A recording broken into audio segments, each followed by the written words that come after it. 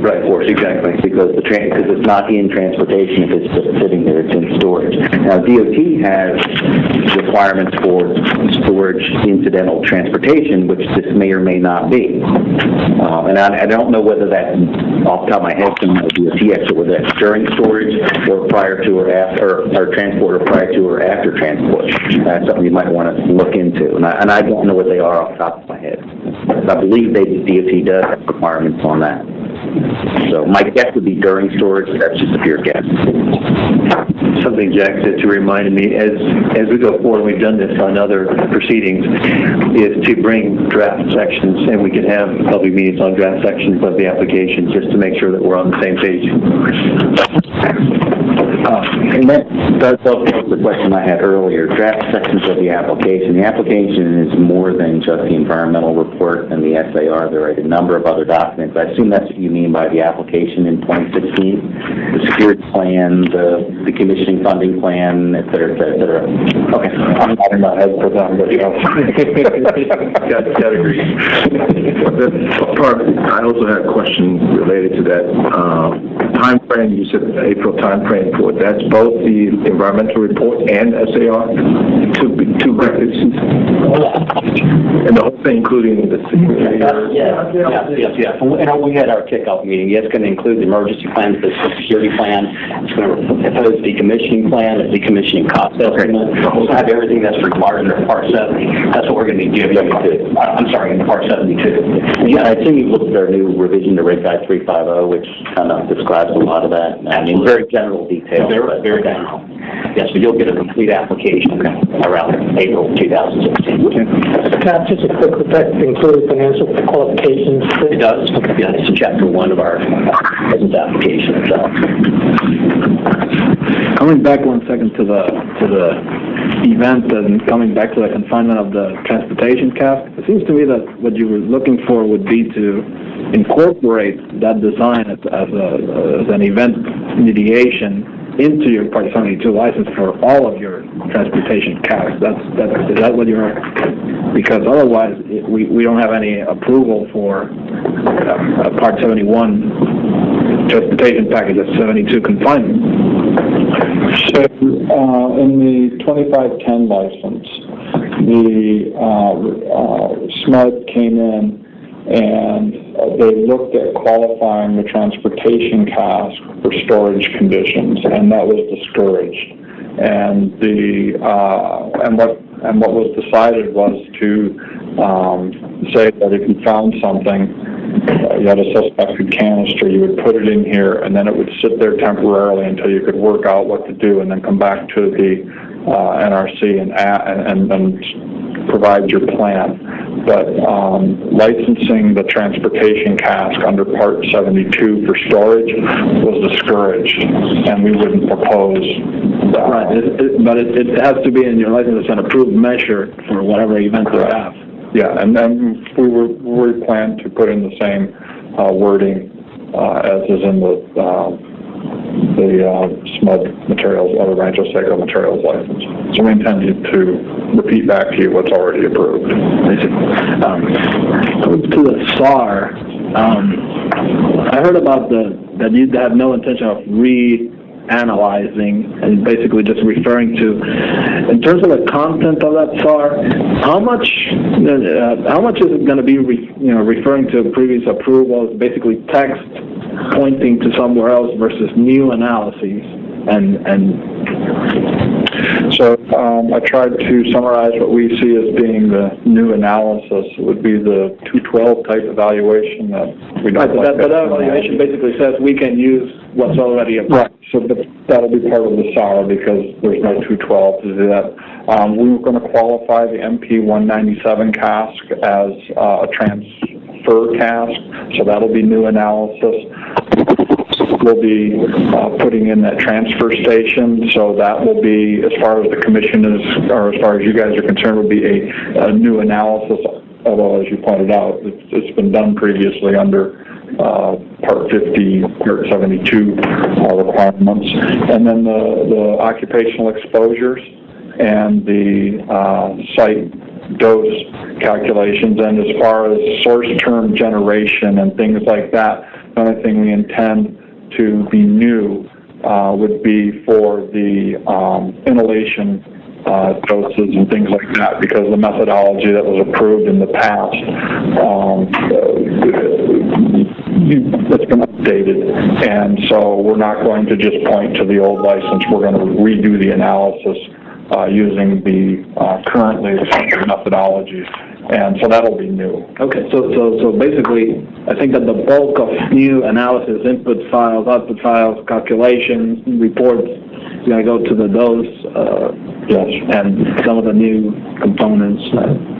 and tipping over the cask, seismic evaluation under Part 72. So there'll be some structural analysis for the casks, but not a lot. I get the feeling. No, I get the feeling that a lot of this starts is going to be justification. Previously approved. Yes, sir. Under. Okay. Yes, sir. Okay. As we said, our licensing strategy is to maximize the use of already approved systems, and to just do the analysis to qualify them for the specific site. That's our strategy. It's not a standard schedule. So, it's on time to come over to the public. Hold on a second. I've got a couple of questions that John's charged me. One thing is, just because we had done something previously, whether it's PFS or 2150 or any other, doesn't mean that would be the same answer for you all. So I encourage you not to just make decisions based on precedents that we have done in the past. Ask the question, especially if it's a major issue, and I can't think of what that would be, but please ask the question. The other thing is I was thinking, John was talking about SARs, so the design details, and we need to have more discussion about this, where they would be located, but the SARs themselves for those systems, there's got to be a point of control, right, backwards and forwards between your application and those SARs, because they're applying to systems that are sitting on the ground for a long time, and some that may be transported and stored at WCS. So we need to think through, from that accounting standpoint, how those SARs are controlled, because then now they're applying to systems that will eventually be at WCS versus a power plant site or shutdown site. Just not think through what the proper way is to keep that accounting straight. So any questions by NRC employees? Just one comment, Mark, on that. That as far as bases go for safety bases, you don't really need to worry about the SAR control, just the safety bases that you put in, that you referred to. I understand what you're saying about the changes to that SARs and what control we are going to have over it. But I think that the important part for our licensing is knowing what the safety bases are.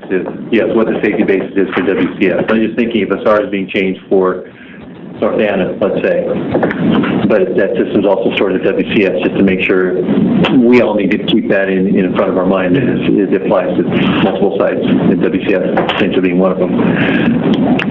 No? Oh, it's site specific, you're right. Yeah, it needs to be self-contained. But the biggest thing is about this is making sure that when you do refer to a SAR, you're explicit as to what you're referring to. Yeah. Some systems have multiple amendments. 2004 has, 14 amendments. Some of them are 15, 16, a lot. But and some of them have 14, yeah. But they all have standalone SARs, and different amendments at different facilities, different amendments at the same facility, and so it may be complicated. And the less detective work NRC has to do in terms of exactly what you're referring to and how you got to your bases, the cheaper our review will be, because we don't have to look through it, look for it. We're trying to be mindful of that, and also with technical specifications and the CFC, we expect to tie it down to the specific canister and HSM that's qualified under those other licenses. We'll tie it right down to Section 2 of those technical specifications, so there shouldn't be any question.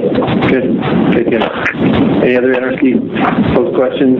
If not, we can open up. Let's limit it to 2 questions per person, if we can. All right, we have one upset. So let's turn to the folks here, the public members first, and then I'll turn to folks in the front. I don't have to tell people, but I decided to my questions to ask. Is there anybody out here from the public? Yes, this is Donna Gilmore. Not on the phone here, physically here. I do want to have a better. I know. But besides you, I want to ask if there's anybody else. If not, I'm going to turn over to the folks on the phone, so please go ahead. This is Brian Gutherman. I have two questions. Go ahead, please. Yes, the question is... Hold on. This is Donna Gilmore. I had spoken up earlier and wasn't able to ask your question. I want to make sure that you don't run out of time before I get to ask my questions, because I've been spoken God forbid. a couple times. We'll make sure that we hear your question, Donna. Okay. Go ahead, Brian. Yes, these are brief questions. I noticed that the 32 PT canisters at Kewanee were not in the list. Is that just an oversight, or is there a reason for that?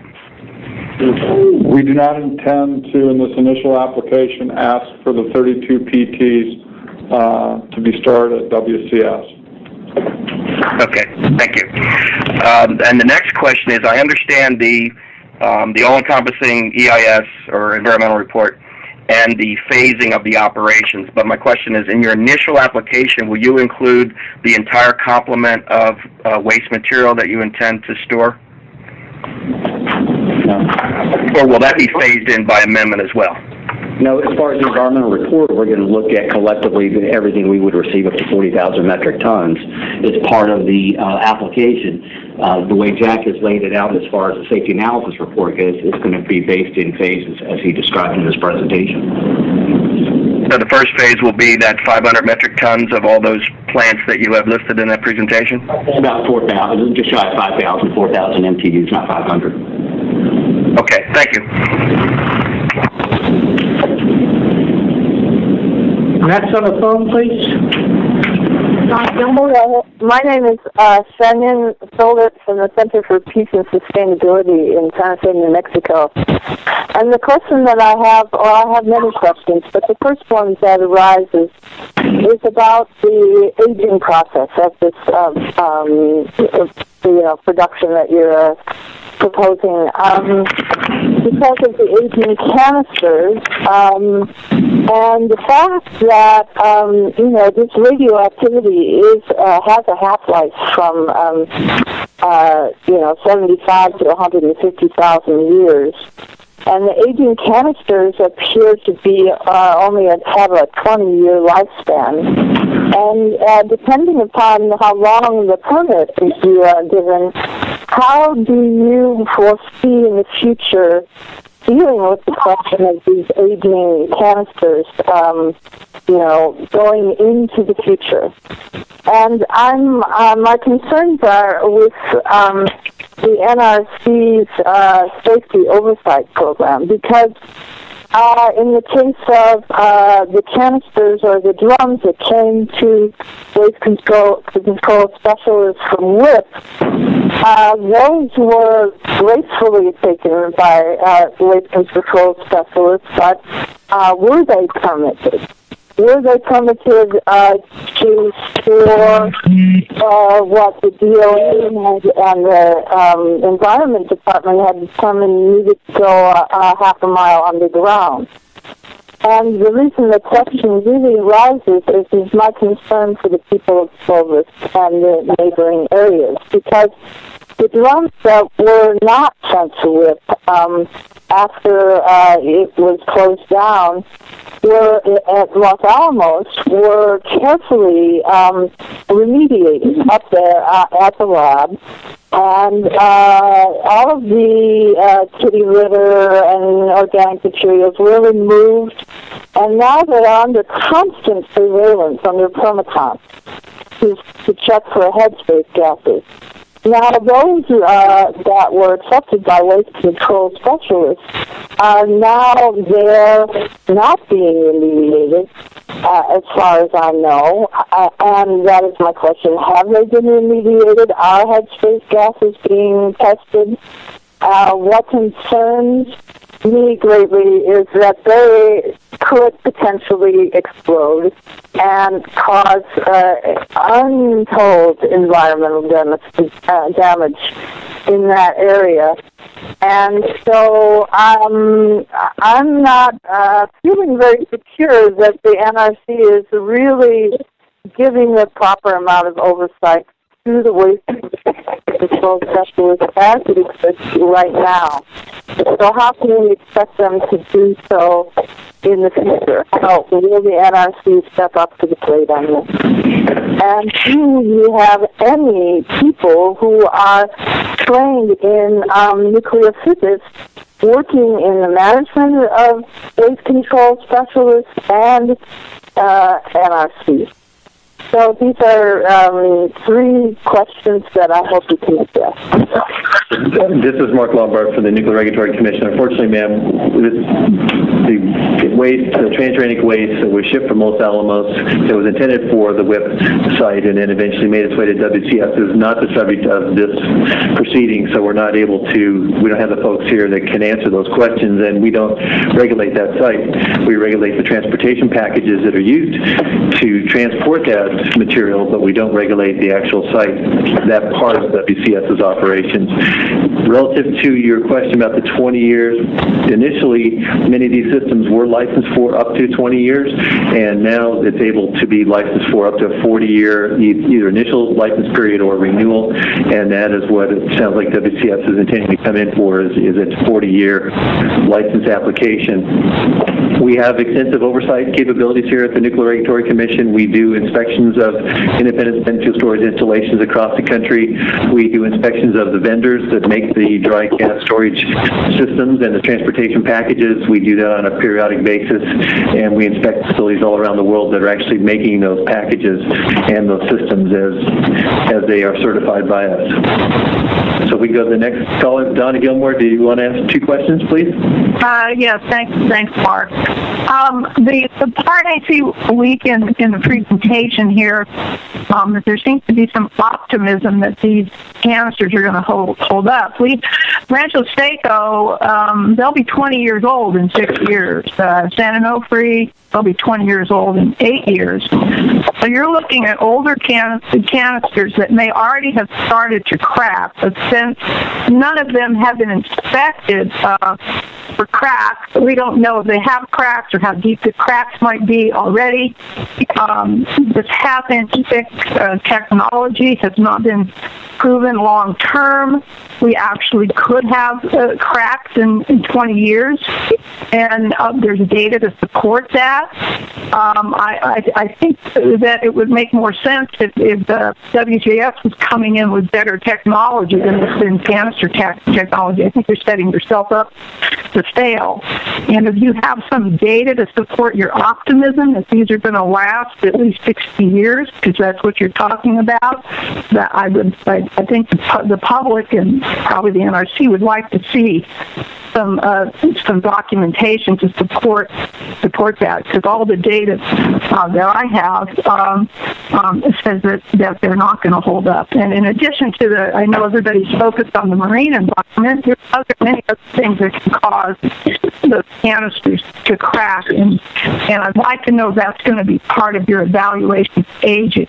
And the aging management plan that you're counting on really just talks about inspecting a canister, but the issue of repair is not addressed. There needs to be a whole lot more justification. This is really the right solution for what you're talking about for every 6 years, and I don't see that data is there to justify that. It's a little bit difficult to hear everything that you said, Donna, but two questions I think I heard. One was, the answer is that the systems will not be transported until it is assured by the individuals doing the transportation that they meet the certificate of compliance requirements for that transportation package and that system. So they cannot be shipped until they meet all the safety requirements in that certificate of compliance. Once they arrive at WCS, then they would start to implement, if applicable, an agent management program, which will be very detailed. As you know, we've had discussions on that topic in the past, that they will be inspected, and the inspection technologies are being developed now that will be able to detect cracks, and they're cracks that would impact the safety function of the dry cat storage system. So they will be included in that agent management inspections that are conducted at WCS.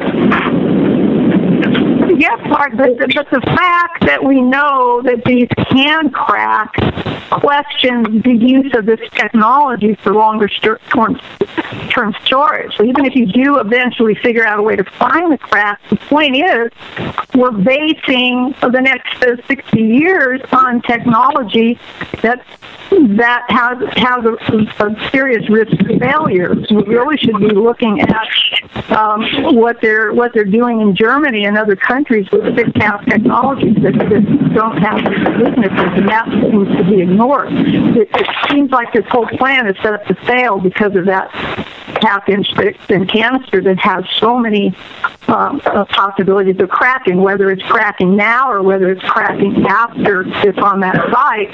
This is inferior technology, and no one has provided data to say that it's going to hold up, over 20 years. I understand your concern, Donna. We've had that discussion before, and as you know, the conditions for stress corrosion cracking are most probably not present in Texas. So once a system arrives in Texas, the susceptibility of the material, even if it's a stainless steel canister, is extremely low, if not incredibly low, once it reaches Texas. So the possibility of stress corrosion cracking once it is in storage at WCS is something that I know my material experts are not concerned about. So let's move to the next member of the public with two questions. Just real quick, do you have some data about the other mechanisms that can cause corrosion and cracking in those? I haven't seen the other data because Al Santos said there's many other factors that can cause those canisters to crack, and those have not really been evaluated. I know that you have one of Daryl Dunn's presentations on stress corrosion cracking and some of Al's presentations that talk about the environment. That's just a false one. That's not about other factors that could cause cracking. You're just focusing on the marine environment. I'm talking about the degradation factors that can occur in Texas. And those presentations discuss the conditions that make materials that create the situation where stress corrosion cracking could occur in stainless steel canisters, and those environmental conditions are not present in Texas. So if we can go on to the next member of the public with two questions, please. I have a comment. This is Carlin Green from UX. Yeah, excuse me. If you're going to speak, please speak louder. There's a lot of folks who can't hear. Yeah, so this is Carlin Green from UX Consulting. Can you hear me? Yes. Okay, mine's mostly a comment, and I just wanted to say I appreciate the thorough presentations that the applicants have given today, and the detailed slides, and the clarity of this meeting, because it was one of the easier meetings to follow, and having the slides in advance was very helpful. I also want to mention that some of these questions that I've heard today seem like a waste of time, because, not that they're not important questions, but they are asked and answered at every public meeting that relates to dry storage. And the NRC people have cited studies and analyses like the Central Transportation Study and different ones and different presentations at almost every public meeting that I listen to, and I listen to a lot of them. And these are asked and answered, and as another member of the public, it gets tiring to have to listen to these questions every single time and take up time from other people who have valuable questions that they want to ask. Okay. This is Karen Haddon. May I ask a question now? Yes, please. I had a question about, there was a statement earlier. Please speak up louder.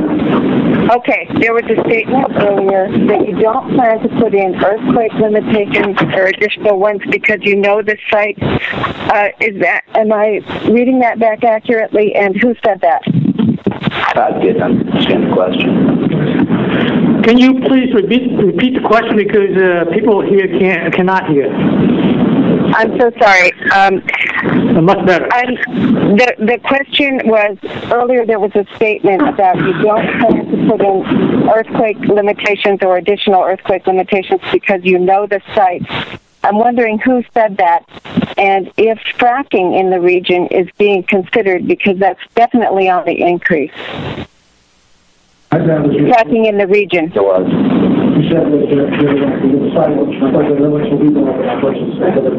Correct. And then she asked for integration of the fracking stuff. Was your question also about the potential increase of earthquake frequency? Was that? Yes. Okay, let me talk.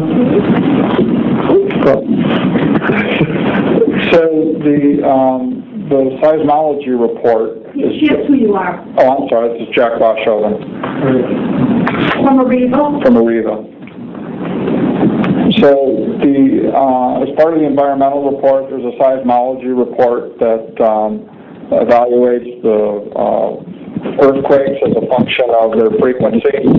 And so the 10,000 return period earthquake is the largest earthquake, and for that site that we have to evaluate for. And so that's the standard for the systems that we'll be using, and we'll be demonstrating that the analysis and the applications that provide the safety basis bound that by a significant margin.